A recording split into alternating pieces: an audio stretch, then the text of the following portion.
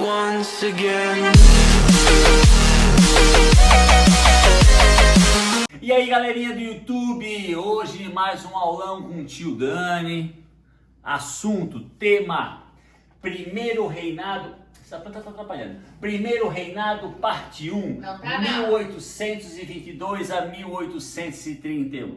Pessoal, como já é de costume, como já é tradicional aqui dentro do aulão com o tio Dani, né?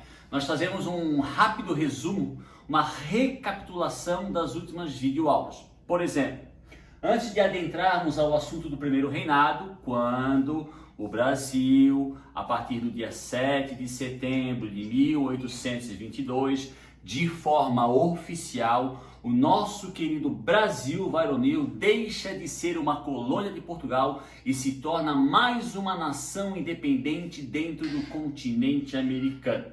Na nossa última videoaula, pessoal, nós vimos Processo de Independência do Brasil, parte 1 e Processo de Independência do Brasil, parte 2, onde nós analisamos, por exemplo, as consequências que a vinda da família real acarretou ao Brasil. Lembra, pessoal, quando o Dom João VI e a família real chegam ao Brasil em 1808, a abertura dos portos. O que significou isso? A suspensão do pacto colonial. Isso fez com que a colônia prosperasse muito mais. Por quê? Por quê, professor? Por quê, professor? Porque as pessoas que aqui moravam, sejam elas brasileiras ou portugueses, puderam fazer comércio não mais somente com Portugal, mas com qualquer nação amiga. Amiga, no caso, meus queridos da Inglaterra, é claro. Analisamos também a Era Pombalina. Foi um período ali na segunda metade do século XVIII, mais ou menos uns 25 anos, aonde Portugal foi colonizada pelo Marquês de Pombal. E em Processo de Independência do Brasil, parte 2, nós analisamos as medidas que o Marquês de Pombal, medidas de cunho político, religioso, social, implementadas pelo Marquês de Pombal, tanto em Portugal como no território brasileiro. Nós não podemos esquecer que o Marquês de Pombal, que não era rei, o nome Marquês já diz, ele governou em nome do rei português José I, que havia sofrido um atentado, estava incapacitado de governar e nomeou como governante, como primeiro-ministro de Portugal, o Marquês de Pombal, que nós chamamos também de déspota esclarecido. Professor, déspota esclarecido, pessoal, videoaula do iluminismo. Déspota esclarecido seriam reis ou rainhas ou nobres que adotaram medidas de cunho iluminista, não por serem iluministas, mas por medo de perderem o poder. Então analisamos, por exemplo, a implementação da derrama, um imposto cobrado na região de Minas Gerais. Analisamos a expulsão dos jesuítas, tanto de Portugal como do Brasil. Analisamos também as medidas do Marquês de Pombal que tornaram o ensino português, as universidades e colégios, um ensino laico. O que é, professor, um ensino laico? Um ensino desprovido da influência religiosa. No caso de Portugal, pessoal, a Igreja Católica. Também analisamos, em Processo de Independência do Brasil, parte 1, os movimentos de cunho nativista e os movimentos de cunho emancipacionista, como, por exemplo, Inconfidência Mineira, Conjuração Baiana e a Revolução Pernambucana em 1817. Também enfatizamos características dos movimentos nativistas, Guerra dos Emboabas, Guerra dos Mascates, a Revolta de Vila Rica ou Revolta Filipe dos Santos, que eram movimentos, que eram revoluções, que eram conflitos, que almejavam, pessoal, tinham os mais variados objetivos, exceto a independência. Por isso o nome movimentos nativistas. Então nós analisamos todos esses fatores, pessoal, inclusive, para não esquecer, ali o finalzinho, 1821, quando Dom João VI se vê obrigado a voltar para Portugal, após a Revolução do Porto, quando Portugal se torna uma monarquia constitucional, na qual agora o parlamento tem um poder, um parlamento grande parte comandado, composto pela burguesia, obriga Dom João VI a voltar para Portugal. após a volta de Dom João VI, chega ao Brasil rumores, fofocas, nada comprovado, de que os portugueses queriam recolonizar o Brasil. O que significava, pessoal, aos ouvidos das pessoas que moravam no Brasil, sejam elas portugueses ou brasileiros. Recolonização seria, pessoal, nada mais, nada menos do que a volta do pacto colonial. Então todos os habitantes do Brasil teriam que voltar a comercializar com Portugal, vender somente para Portugal pelo preço que Portugal quisesse. Quando essas pessoas quisessem comprar algo manufaturado, só poderiam comprar de Portugal a um preço muito alto. Esses rumores, pessoal, de colonização, eles não são confirmados. Não existem documentos que realmente comprovem a intenção de Portugal de recolonizar o Brasil. Mas esses rumores, tá, pessoal, eles vão colaborar, vão ser determinantes com a deflagração do nosso processo de independência, que vai, obviamente, pessoal, culminar com a proclamação da independência no dia 7 de setembro de 1822, dando início ao primeiro reinado. Beleza, galera? Primeiro reinado, parte 1. Não poderia também, tradição no aulão do tio Dani. Pessoal, por que essa imagem? Pessoal, essa imagem, se vocês olharem de relance, ela lembra muito a bandeira atual do Brasil. Na realidade, essa é a primeira bandeira do Brasil. Isso aqui simboliza, pessoal, o império, a nobreza, e o restante da bandeira é similar ao que é hoje. Então essa é a primeira bandeira do Brasil. Na época que o Brasil ainda era governada pelos imperadores, que vai de 1822 a 1889, quando em 89 acontece a proclamação da República. Mas isso, meus queridos, é uma outra, ou como diz italiano, uma altra história. Desculpa se eu venho em italiano. Pessoal, eu já falei isso em outras videoaulas, mas não custa enfatizar. Nós brasileiros, não obviamente na sua totalidade, mas na grande maioria das vezes, nós temos a mania, nós temos o costume de menosprezar a nossa história. Eu já ouvi várias pessoas falar, não, a independência do Brasil foi algo simples, foi o grito do Ipiranga no dia 7 de setembro, lá em São Paulo, com Dom Pedro I, foi de boa, o Brasil deixou de ser colônia numa boa. Não foi. Pessoal, o nosso processo de independência, especialmente após o dia 7 de setembro de 1822, ele é caracterizado por guerra, tanto que eu coloquei como subtítulo aqui, Guerra de Independência. Obviamente, meus queridos, não dá para comparar a Guerra de Independência do Brasil com a Guerra de Independência dos Estados Unidos ou da América Espanhola, especialmente dos Estados Unidos. Por quê, professor?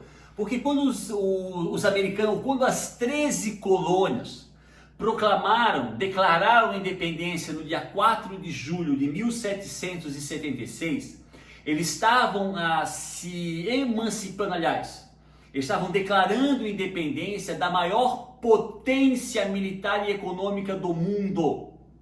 E a independência dos Estados Unidos, pessoal, vai ser caracterizada por uma guerra que vai se estender de 1775 a 1781 contra a maior potência militar e econômica do mundo. No caso, pessoal, da América Espanhola também.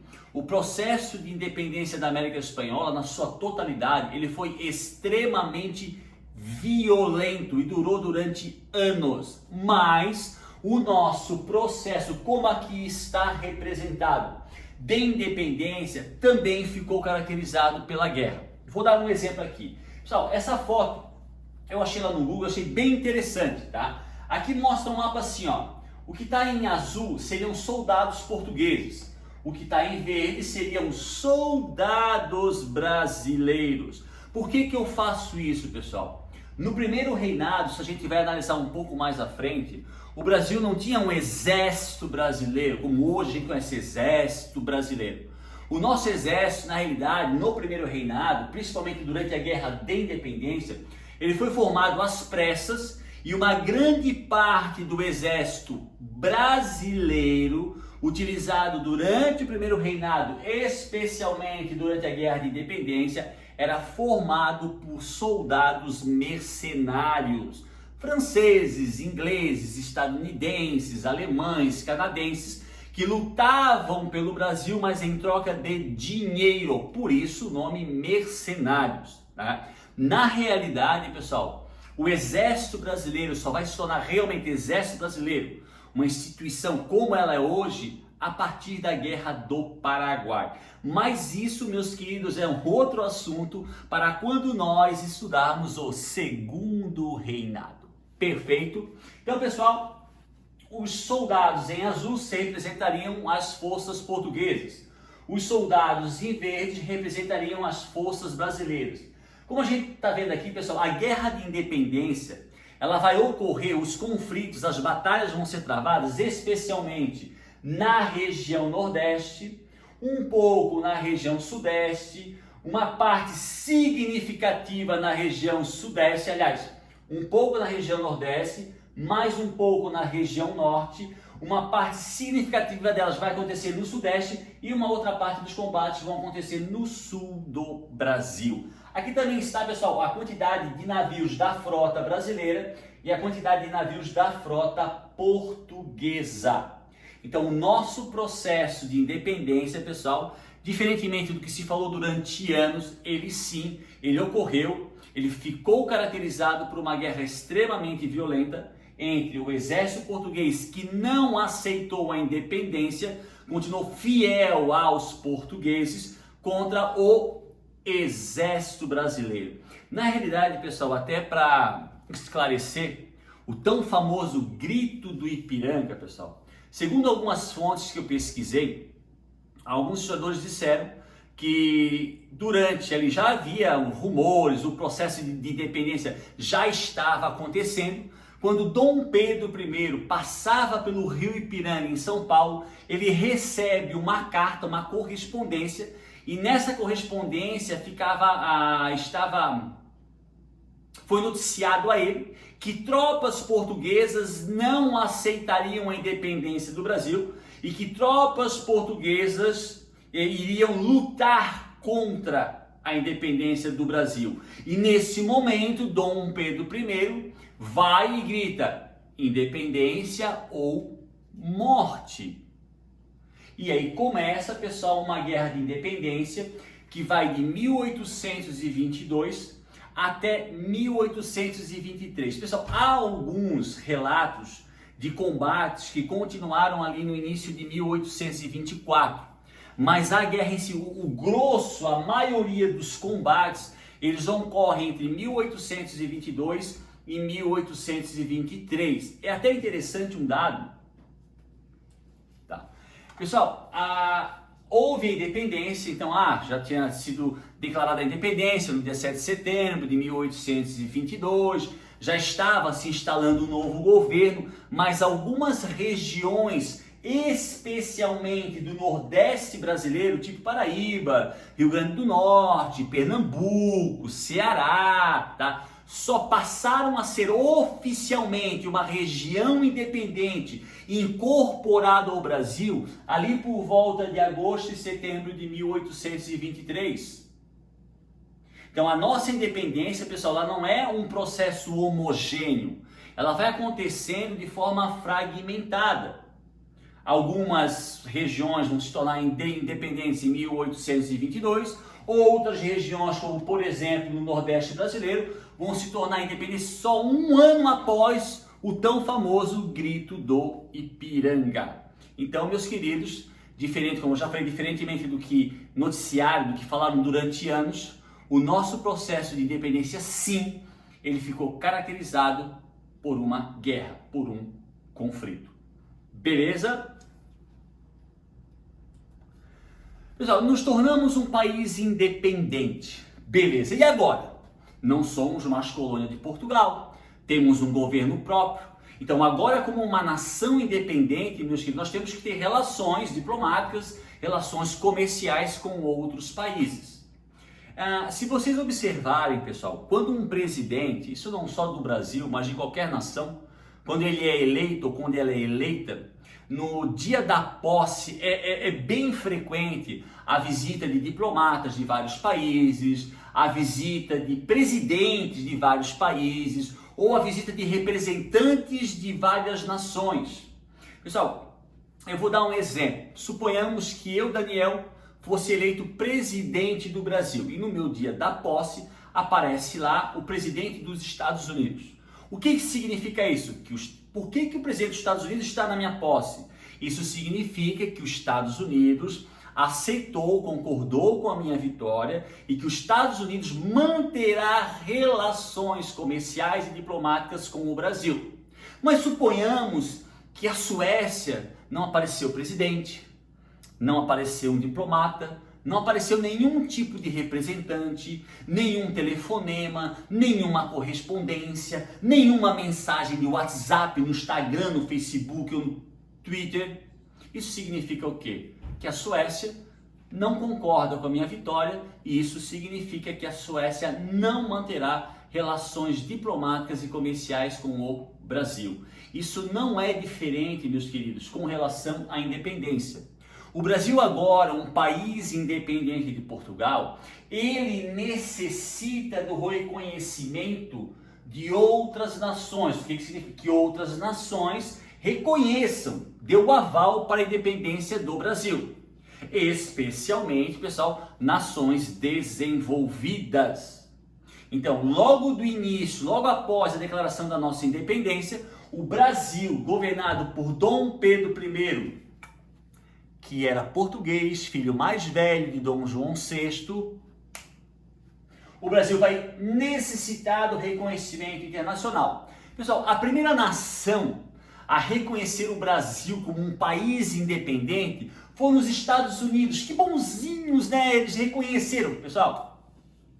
Doutrina Monroe, 1823. O presidente James Monroe, em 1823, lá nos Estados Unidos, quando os Estados Unidos, pessoal, não era nem 5% do que ele é hoje, seja em território, economia, força militar, o presidente James Monroe, em 1823, a partir do momento que ele implementa a doutrina Monroe, ele cria a seguinte frase: América para os americanos. O que significa isso?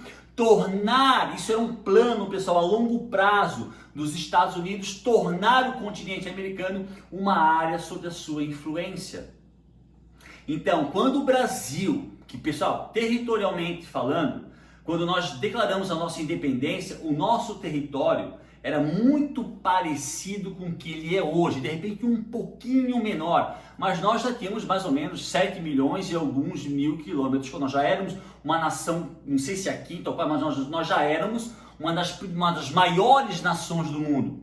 Então, baseado na doutrina Monroe, era interessante para os Estados Unidos ter o Brasil como uma área de influência. Por isso que os Estados Unidos foi a primeira nação a reconhecer a nossa independência. Logo depois, pessoal, vem a Inglaterra, que também de boazinha não tinha nada. Nós não podemos esquecer que quando Dom João VI veio de Portugal para o Brasil, ele veio escoltado pela Marinha Inglesa. E ele prometeu aos ingleses implementar medidas, especialmente de cunho econômicos, que obviamente, meus queridos, beneficiassem a Inglaterra. Então, quando a Inglaterra, a maior potência comercial e militar do mundo da época, reconheceu a nossa independência, obviamente ela reconheceu porque o Brasil simplesmente confirmou os acordos que a Inglaterra tinha feito com Dom João VI. Então a Inglaterra nos deu esse reconhecimento, em troca, Dom Pedro I continuou a seguir os acordos que tinham sido feitos entre ingleses e Dom João VI, quando Dom João VI estava em território brasileiro. Um detalhe, pessoal, se vocês observarem aqui embaixo, eu fiz questão de botar em negrito e sublinhar. Lei Feijó de Barbacena. Quando os ingleses, que já no início do século XIX estavam combatendo o tráfico e o uso da mão de obra escrava, obviamente, pessoal, dentre os motivos, dentre os objetivos para isso, é porque a Inglaterra era uma nação extremamente industrializada, a indústria inglesa precisava de mercado consumidor e para os ingleses não era interessante que países como o Brasil continuassem a usar a mão de obra escravo, porque escravo não ganha dinheiro, escravo não colabora com capital de giro. Baseado nisso, a Inglaterra nos deu reconhecimento e o governo brasileiro criou a Lei Feijó de Barbacena em 1831. Essa lei proibia o tráfico negreiro. Não é que, pessoal, a Lei Feijó de Barbacena não proíbe o uso da mão de obra escrava. Ela proíbe a importação de escravos. Então, em 1831, em troca do reconhecimento da Inglaterra, o governo de Dom Pedro I aprovou a Lei Feijó de Barbacena, que proibia o tráfico negreiro. Só tem um pequeno detalhe, essa lei, pessoal, já na época, se dizia sobre ela o seguinte: lei para inglês ver.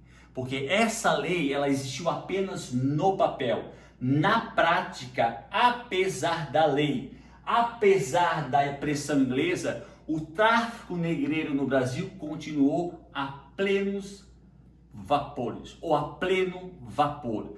A lei que realmente vai proibir de forma definitiva o tráfico de escravos no Brasil é a Lei Eusébio de Queiroz, 1850. Mas isso, meus queridos, é uma outra história, porque daí nós adentramos ao segundo reinado. Então não se esqueçam da Lei Feijó de Barbacena, aprovada em 1831, proibindo o tráfico de escravos, e lei para inglês ver. E dentro desse reconhecimento internacional, o governo brasileiro, comandado pelo português, filho mais velho de Dom João VI, Dom Pedro I, pagou a Portugal a bagatela para que Portugal reconhecesse a independência do Brasil. O Brasil pagou a Portugal a bagatela, pessoal, estou sendo irônico, né? De 2 milhões de libras esterlinas. Dinheiro, obviamente, meus queridos, que o Brasil não tinha. E como é que o Brasil pagou, professor? Através de empréstimos provenientes de bancos ingleses. Um detalhe, pessoal, esse pagamento que Dom Pedro I, filho mais velho de Dom João VI, fez para que Portugal reconhecesse a nossa independência, esse acontecimento, esse episódio vai trazer grande instabilidade ao cenário político e social do Brasil. Por que, professor? Meus queridos, pensa junto comigo. Portugal era uma nação falida.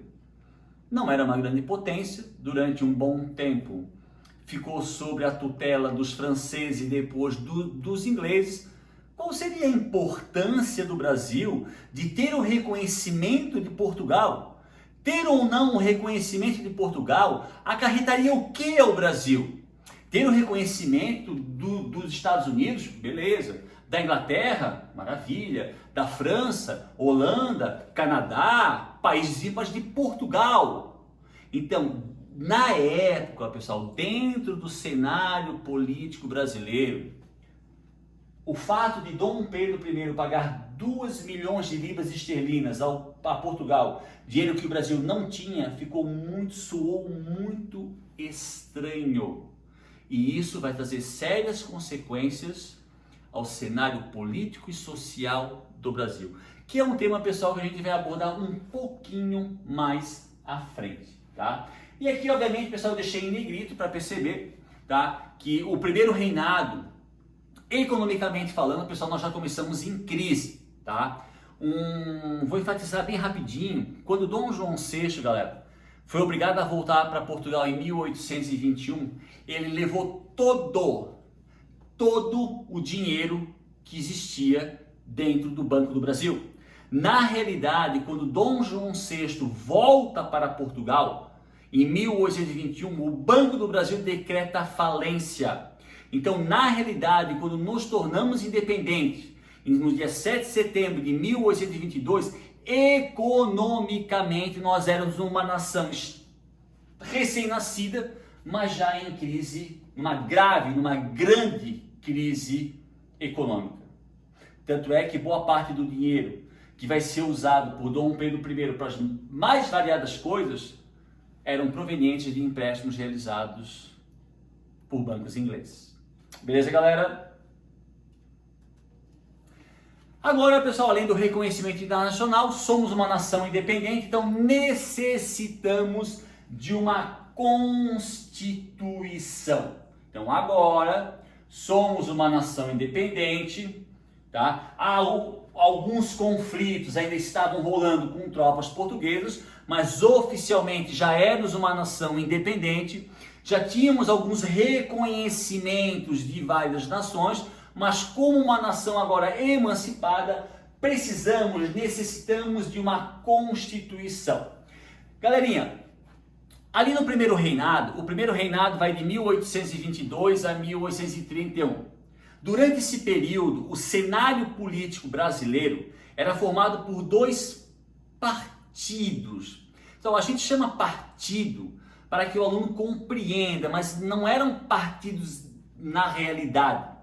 A gente poderia chamar de agremiações políticas, mas nós chamamos partidos para que o aluno entenda. Então, durante o primeiro reinado, que vai de 1822 a 1831, existiam dois partidos políticos, o Partido Português e o Partido Brasileiro. O parlamento, pessoal, o parlamento brasileiro, o Congresso ele era na sua maioria formado por membros do Partido Brasileiro. Então, éramos uma nação independente, governada por um imperador português, filho mais velho de Dom João VI, rei de Portugal, e no Brasil independente havia o Partido Brasileiro e o Partido Português. Mas dentro do Congresso, o Partido Brasileiro era a maioria. Ali, no ano de 1823, foi criado um projeto, o Congresso, o Parlamento Brasileiro, elaborou um projeto constitucional. Seria um projeto que posteriormente seria uma Constituição. Beleza. Só que esse projeto, pessoal, ele tinha uma característica bem peculiar. Ele tinha como principal característica limitar os poderes do imperador. Pessoal, se a gente for lá para a videoaula Processo de Independência do Brasil, parte 2, a gente vai lembrar que quando Dom João VI volta a Portugal em 1821, logo depois o governo português exige a volta de Dom Pedro. E aí a elite brasileira, a elite agrária brasileira, formada por portugueses e brasileiros, latifundiários e burgueses, convenceu Dom Pedro a ficar no Brasil como? Olha, Dom Pedro, se tu voltar para Portugal, Portugal é um país economicamente falido, Portugal é uma monarquia constitucional. O que quer dizer isso? O poder do rei foi muito reduzido. Tu vai voltar como príncipe, só será rei quando o teu pai morrer, no caso Dom João VI. Se o senhor, Dom Pedro, ficar no Brasil, o senhor será imperador de um país gigantesco e o senhor terá poderes totais. Foi prometido a Dom Pedro poderes totais. Beleza. Só que em 1823, quando Dom Pedro recebe na mão o projeto constitucional feito pelo parlamento, na sua grande maioria membros do Partido Brasileiro, ele percebe que a principal característica desse projeto era limitar os poderes do imperador, os poderes de Dom Pedro I. Imediatamente, o exército brasileiro, Dom Pedro I, dissolve o parlamento, porque ele percebeu a jogada. Ele proclama a independência e o Congresso de maioria brasileira vai limitar o seu poder como imperador. Ele ficaria subordinado às ordens do parlamento, como é uma monarquia constitucional, como é uma monarquia parlamentarista. Percebendo isso, ele dissolve o parlamento e no ano de 1824, ele e seus aliados, inclusive muitos brasileiros, elaboram uma Constituição. E no ano de 1824, Dom Pedro I outorga. Professor, o que é outorga? Outorga, meus filhos, é quando a Constituição ela é imposta à força. Então, em 1824, Dom Pedro I outorga a primeira Constituição do Brasil. Um detalhe, pessoal, um fato bem interessante. Isso aqui, se vocês não conhecem, pessoal, isso aqui é uma foto de pedaços de mandioca.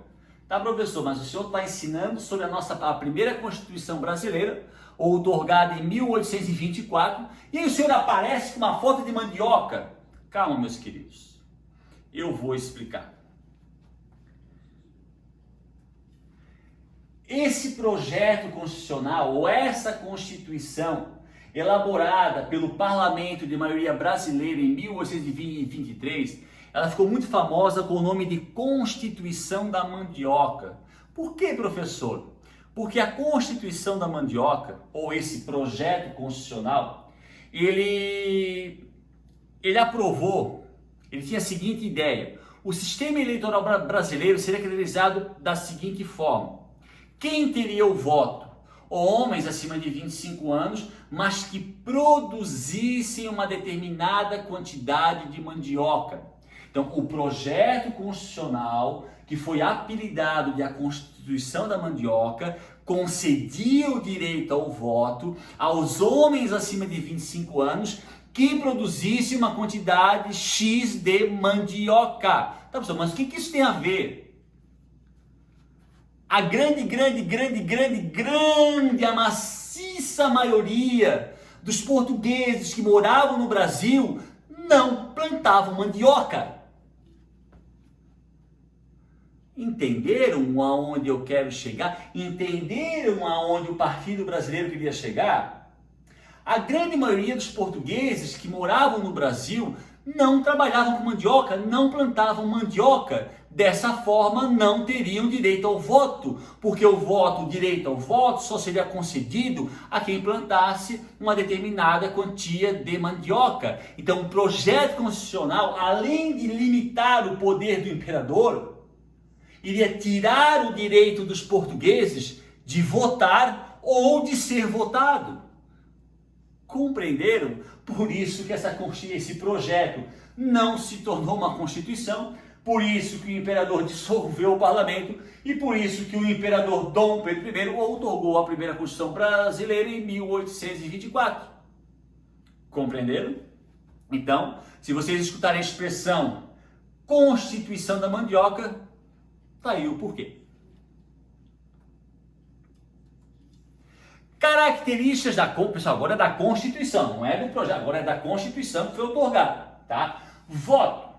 Homens acima de 25 anos de idade, obviamente, com uma renda mínima de 100 mil réis. Pessoal, durante muitos anos, dizia assim, que na época do Império apenas 1% da população votava. Porque na época do Império apenas 0,8%. Pessoal, nos últimos anos, em função da pesquisa feita por vários historiadores, tá? Muitos historiadores perceberam que 100 mil réis, pessoal, não era uma quantia tão exorbitante assim. Tipo, em meio ao funcionalismo público, um salário de 400, 500 mil réis era extremamente comum. Então, ganhar 100 mil réis, pessoal, 100 mil réis não era uma quantia tão exorbitante e grande.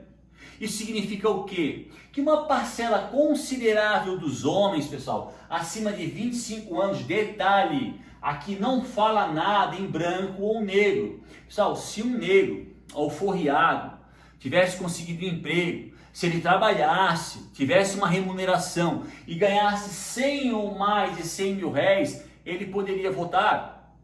A primeira Constituição, apesar de ter sido outorgada, imposta por Dom Pedro I, ela não cerceava o direito ao voto do negro, caso ele não fosse escravo e caso ele ganhasse mais de 100 mil réis. E isso, pessoal, para votar, se a pessoa quisesse se candidatar a senador ou a deputado federal, ela teria que ganhar mais de 800 mil réis. Aí 800 mil réis já era uma quantia, assim, um tanto quanto já significativa.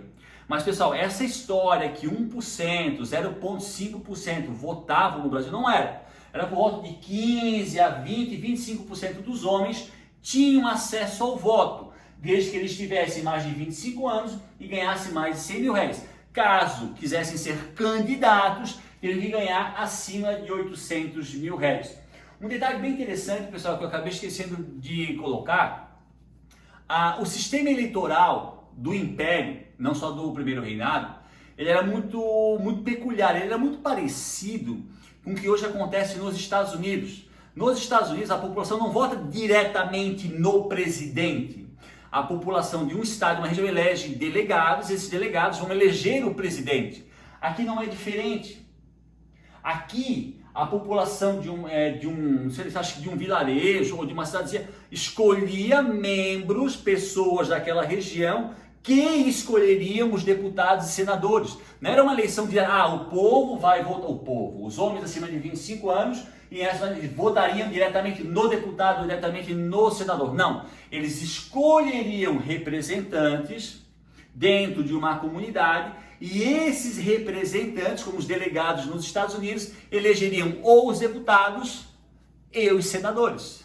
Então, o sistema eleitoral do Império, na época do Império Brasileiro, era muito parecido com o sistema eleitoral que acontece hoje nos Estados Unidos. Tá? Lei do padroado. Pessoal, isso aqui foi uma coisa um tanto quanto conturbada no caso da igreja, porque a lei do padroado, ela submetia a Igreja Católica Brasileira ao controle do Estado, ao controle do imperador. Então, a lei do... Pessoal, na época, a grande maioria da população brasileira era católica. Então, a Igreja Católica aqui no Brasil era uma instituição extremamente poderosa. E quando é implementada, quando é aprovada a lei do padroado, que vai fazer com que a Igreja Católica Brasileira esteja submetida ao controle do imperador, obviamente, meus queridos, que isso vai causar uma indignação, uma insatisfação exorbitante na alta cúpula da Igreja, no Vaticano, o Papa, os cardeais. E um outro detalhe, pessoal, na época, não só Dom Pedro I, mas uma grande parte do governo do Estado brasileiro, da alta hierarquia, eram membros da maçonaria. E na época, pessoal, século XVIII, século XIX, até início do século XX, havia um conflito muito violento entre Igreja Católica e maçonaria. Então, o Brasil, um dos países mais católicos do mundo, implementa uma lei que submete a Igreja Católica ao controle do Estado, ao controle do imperador, ao controle do imperador que é maçônico e de um Estado onde as principais, as altas autoridades, aliás, pertenciam à maçonaria.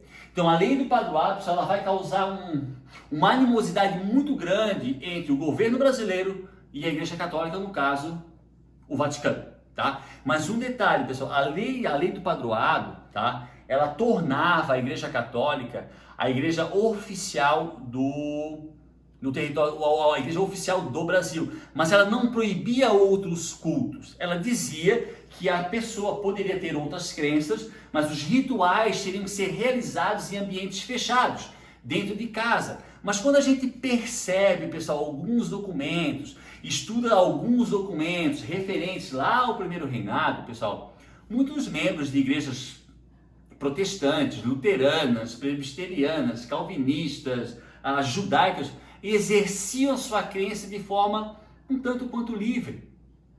Então, não havia, oficialmente havia uma intolerância religiosa, mas na prática isso quase não existia. O problema aqui era o seguinte: a Igreja Católica está submetida a um Estado comandado quase na sua maioria por maçônicos. Esse era o grande problema, certo?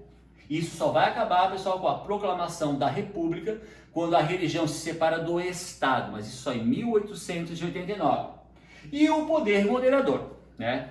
A gente não pode esquecer, pessoal, da videoaula sobre o iluminismo. O Barão de Montesquieu, lembra, galera? Poder executivo, legislativo, judiciário, os 3 poderes. Aqui, a Constituição, a nossa Constituição, outorgada em 1824, vai criar o 4º poder, chamado de poder moderador, poder absoluto concedido ao monarca. O que significa isso? O poder moderador fazia com que o Dom Pedro I estivesse acima. Ele, obviamente, pessoal, representava o executivo, mas ele estava acima do poder legislativo, acima do poder judiciário. Vou dar um exemplo bem simples. Aqui estão as leis para todos. Aqui em cima está o imperador. Então, o poder moderador implementado e criado pela Constituição de 1824 dava poderes totais ao imperador. Obviamente, pessoal, que essa medida vai desagradar vários setores da sociedade brasileira. Um outro detalhe, pessoal, se vocês me perguntarem, professor, diga para nós uma palavra, uma só palavra que caracteriza o primeiro reinado. Instabilidade. Instabilidade, seja ela política, seja ela econômica, seja ela social. Instabilidade é a palavra que define o primeiro reinado. E essa instabilidade, ela vai ser causada, dentre vários fatores, por causa da aprovação, da implementação do poder moderador, poder que dava poderes absolutos ao monarca, no caso, Dom Pedro I, que era português, filho mais velho de Dom João VI, rei de Portugal. Não se esqueçam disso. Pessoal, essas são apenas algumas características da Constituição. Se vocês tiverem uma curiosidade um pouco maior, acesse o Google, que lá terá várias outras características. Beleza, galerinha? Revoltas. Pessoal, como eu falei agora, há 30 segundos atrás, a palavra que define o primeiro reinado é instabilidade, seja ela econômica, seja ela política, seja ela social. Essa instabilidade, tá? Ela vai ser, obviamente, vai ter como consequências a deflagração de várias, pessoal. Se a gente for analisar a fundo, professor, eu vou pesquisar no Google as revoltas que ocorreram durante o primeiro reinado. Pessoal, são várias revoltas. Por que tantas, professor? Dom Pedro I era português, filho mais velho de Dom João VI, rei da Espanha. Havia no Brasil o Partido Português, obviamente um partido muito beneficiado por Dom Pedro I, e Dom Pedro I, português, filho mais velho de Dom João VI, rei de Portugal, criou o poder moderador que dava poderes totais a ele. Compreenderam? Essa instabilidade e esses fatores que eu citei agora, essas características, ocasionaram várias e inúmeras revoltas. No caso, se a gente vai analisar aqui de forma bem sucinta, considerar a maior revolta que ocorreu durante o primeiro reinado, que é a Confederação do Equador. Pessoal, essa foto, eu botei essa foto para ficar bem nítido. A Confederação do Equador é um movimento revolucionário que ele acontece em 1824. Pessoal, 1824 não é coincidência. Um dos fatores, dentre vários, que colaborou com a deflagração da revolta do movimento revolucionário chamado Confederação do Equador foi sim a implementação do poder moderador. Várias regiões do Nordeste, dentre elas Pernambuco, Paraíba e Rio Norte do Ceará, não aceitaram o poder moderador, não aceitavam a forma como Dom Pedro controlava o Brasil, até porque a gente não pode esquecer Dom Pedro I, português, filho mais velho de Dom João VI, rei de Portugal. Não se esqueçam disso. Então esse movimento revolucionário vai ser deflagrado na região Nordeste do Brasil com o nome Confederação do Equador. Por que, professor, Confederação do Equador? Pessoal, o principal objetivo desse movimento, além de ser um movimento contra Dom Pedro I, essa revolução, ela era uma revolução de cunho separatista. O principal objetivo da Confederação do Equador era fazer com que essa região do Nordeste, que compreende hoje os estados de Pernambuco, Paraíba, Rio Grande do Norte e Ceará, que essa região se tornasse um país independente com o nome Confederação do Equador. Inclusive, pessoal, caso isso tivesse se concretizado, essa seria a bandeira desse país chamado Confederação do Equador, país que adotaria o sistema republicano, e alguns membros do movimento almejavam criar uma constituição nesta nova república muito parecida com a Constituição da Colômbia. Então, dentre as centenas de movimentos revolucionários que ocorreram durante o primeiro reinado, o mais significativo e o maior movimento é a Confederação do Equador, que obviamente, meus queridos, foi reprimido de uma forma violentíssima pelo exército brasileiro, formado na sua grande maioria por mercenários. Pessoal, quando a gente fala repressão violenta, é violenta mesmo. E essa repressão violenta, empreendida por esse exército brasileiro, a esses movimentos, não só esses, mas esses movimentos contra Dom Pedro I, isso vai ter consequências lá durante o período regencial. Mas isso, meus queridos, agora é uma outra história. Beleza? Então, pessoal, hoje Ceará, Rio Grande do Norte, Paraíba e Pernambuco são estados do Brasil. Então, obviamente, esse movimento não obteve sucesso. Economia. Pessoal, lá na frente do nosso vídeo, lá na frente, antes, a gente viu lá, crise econômica. Então, você já sabe que quando Dom João VI volta para Portugal, em 1821, ele raspa os cofres do Banco do Brasil, o Banco do Brasil decreta falência, o Brasil financeiramente era um país arruinado e que durante o primeiro reinado dependeu quase que exclusivamente de empréstimos provenientes de bancos ingleses. Um exemplo foi as 2 bilhões de libras esterlinas que Dom Pedro I, nascido em Portugal, filho mais velho de Dom João VI, rei de Portugal, deu aos portugueses para que Portugal, uma nação falida, reconhecesse a nossa independência. Que coisa linda, né? Que coisa linda! Mas, pessoal, apesar da estagnação política, da estagnação econômica, o Brasil ele exportava alguns produtos, né? Dentro lá, pessoal, de 100% das nossas exportações, o açúcar compunha 70%. O algodão, ele era mais ou menos 28%, mas o nosso algodão, pessoal, ele sofria uma concorrência muito grande com o algodão do sul dos Estados Unidos. Também exportávamos 14% couro e peles e o café, pessoal, apenas 18%.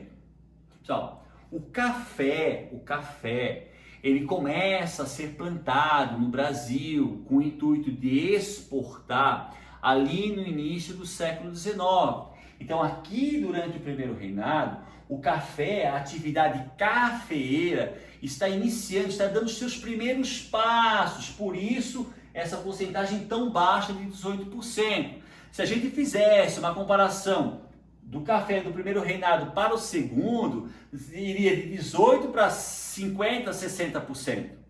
Porque lá no segundo reinado, pessoal, 1840, 1850, 1860, o carro-chefe, a base da nossa economia vai ser a produção e exportação de café. Mas no primeiro reinado, pessoal, o café ainda está engatinhando, está dando os primeiros passos, a atividade cafeira ainda está se desenvolvendo. Por isso que dentro das nossas exportações, por isso que o café só compunha apenas 18%. Né? Mas, pessoal, isso aqui dá um rendimento muito baixo ao Brasil. Por isso que o Brasil, no primeiro reinado, ele dependia quase que exclusivamente, dos empréstimos provenientes da Inglaterra. A indústria, professor. Pessoal, indústria. Se existisse, até eu vou dizer que não tinha indústrias no primeiro reinado, mas eram pouquíssimas. E se tivesse, as que existiam, produziam produtos simples, produtos que não necessitavam grande tecnologia, tá? Pessoal, o Brasil, só vai deflagrar o seu processo de industrialização a partir de 1930 com Getúlio Dornelles Vargas. Até então, o Brasil vai ser quase que, o governo brasileiro vai ser quase só que voltado para a atividade agrícola. Então, o nosso processo de industrialização só é deflagrado, ele só tem início em 1930 com Getúlio Dornelles Vargas. E isso, pessoal, é uma história lá para frente. Beleza? Então, assim, eu vou fazer o seguinte, eu dividi primeiro reinado em duas, primeiro reinado parte 1 e primeiro reinado parte 2. No primeiro reinado parte 2, galerinha, eu já vou começar a explicar o período regencial. Mas o início da nossa aula sobre o primeiro reinado parte 2, a gente vai continuar a falar sobre política e principalmente instabilidade. Mas agora eu vou fazer um breve resumo do que será a videoaula primeiro reinado parte 2. Então, pessoal, analisem comigo, coisa que eu já falei umas 10 vezes hoje. Dom Pedro I, filho mais velho de Dom João VI, Dom João VI, rei de Portugal. Então, se Dom João VI morre, né, segundo a hierarquia da nobreza de qualquer país, quem assume é o filho mais velho. Mas o seu filho mais velho é rei, imperador do Brasil. Pessoal, a nossa independência no primeiro reinado, ela era algo muito recente, 1822, 1823, 1824, 1825, era algo muito recente, era muito novo. E o fato do nosso imperador ser português e ser filho mais velho do rei de Portugal, isso causava uma grande angústia à elite brasileira, no caso, aos membros do Partido Brasileiro. Por que angústia, Por que angústia, professor? Medo do Brasil voltar a ser uma colônia. Esse medo, pessoal, ali no primeiro reinado, ele era presente, isso vai desaparecer lá no segundo reinado. Então, o fato de Dom Pedro ser português, filho mais velho de Dom João VI, isso causava um grande temor da elite brasileira que o Brasil voltasse a ser uma colônia. Cenário político, haviam dois partidos, como a gente já falou, Partido Português e Partido Brasileiro. O Partido Português, era óbvio que Dom Pedro I concedia benefícios e privilégios ao Partido Português, que era composto por português, porque ele era um português. Isso causava uma grande irritação dentro do Partido Brasileiro. Poder moderador. O rei é português, filho mais velho de Dom João VI, rei de Portugal. E ele cria um poder onde todo o poder da nação emana dele. Ele tem poder absoluto. Isso, obviamente, causava um grande temor entre os membros do Partido Brasileiro. A crise econômica, inflação, alta do preço, o baixo poder aquisitivo dos salários, isso causa sim uma instabilidade social, principalmente em meio à população mais pobre. E quando a população mais pobre, pessoal, se revoltava, essas revoltas eram reprimidas com extrema violência pelo exército brasileiro, composto em sua maioria por mercenários pagos por Dom Pedro I com dinheiros provenientes da Inglaterra, aumentando, meus queridos, a nossa dívida externa. Guerra da Cisplatina. Então a gente vai analisar, se vocês lembrarem, lá no processo colonial do Brasil parte 2, quando a família real veio ao Brasil, naquele período que Dom João VI fica de 1808 a 1821, ele vai implementar uma política imperialista dentro da América do Sul. Ele vai tomar a Guiana Francesa, ele vai tomar a região que hoje é Uruguai, mas que na época se chamava Cisplatina. Para quê? Para tomar posse do Rio da Plata. A Guerra da Cisplatina vai ocorrer durante o primeiro reinado entre 1825 a 1828, e por causa dessa guerra, o Brasil vai perder a região da Cisplatina, uma região que para o Brasil era extremamente importante no que tange a economia, porque ali havia as rotas comerciais do Rio da Plata, mais um episódio, mais um acontecimento que vai causar uma grande insatisfação dentro da elite brasileira, no caso da elite brasileira formada por brasileiros, tá? Violenta repressão aos opositores e a sucessão do trono português, que a gente vai discutir um pouco mais na próxima videoaula. Por quê, meus queridos? Em 1826, Dom João VI morre. Dom Pedro I é o filho mais velho. Vai ser feito um acordo, pessoal, entre Dom Pedro I e Dom Miguel, que é o seu irmão mais novo, para suceder o trono, para suceder Dom João VI. Esse acordo entre Dom Pedro e Dom Miguel vai causar um conflito. Mas qual é o problema para o Brasil? A partir do momento que Dom João VI morre, rei de Portugal, o nosso imperador, que é português, passa a interferir, passa a se preocupar com a sucessão do trono em Portugal. Isso vai, obviamente, causar um medo muito grande na elite brasileira, de que Dom Pedro, de repente, assumisse o trono português e fosse imperador do Brasil e o Brasil voltasse a ser uma colônia. Todos esses fatores aqui, pessoal, que a gente vai discutir com um pouco mais de minuciosidade em Primeiro Reinado, parte 2, são fatores que vão colaborar de forma determinante com a grande instabilidade política que ocorreu durante o Primeiro Reinado, de 1822 a 1831.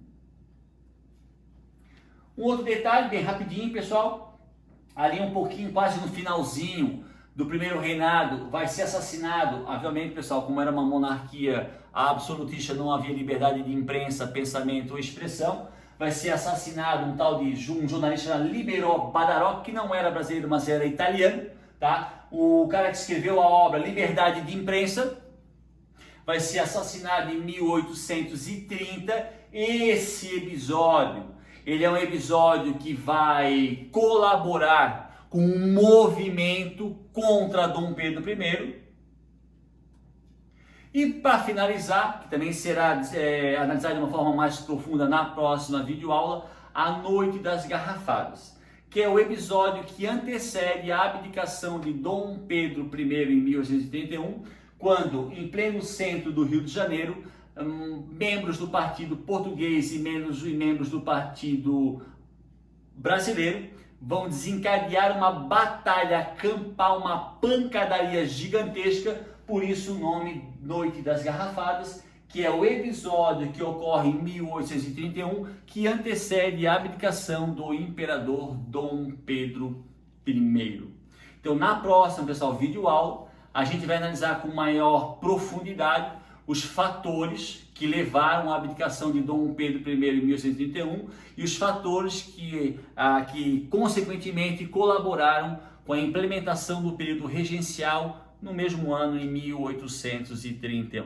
Beleza, galera? Galera, espero que vocês tenham gostado da aula, tá? Continuem a estudar, façam as anotações. Professora, só tem 1 hora. Não tem problema, pessoal. 30 minutos hoje, 20 minutos amanhã, 15 minutos de manhã, meia hora à noite. Trabalhe, pessoal. Vocês podem trabalhar com o tempo, porque é uma aula gravada. Façam anotações, isso é muito importante, pessoal. Façam anotações, tá? E qualquer dúvida, entre em contato, não só comigo, mas com qualquer professor. Nós estamos à disposição de vocês. Então, qualquer dúvida com relação ao assunto, às videoaulas, entre em contato com o professor. Beleza, galera? E para não esquecer, dá aquele like, né? No YouTube, aquele like, né? Se inscrevam no canal, como eu já disse, isso valoriza muito o nosso trabalho e deixa o tio Dani muito, muito, muito feliz. Galerinha, saudades, cuidem-se, usem máscara e até, quem sabe, uma volta às aulas, né?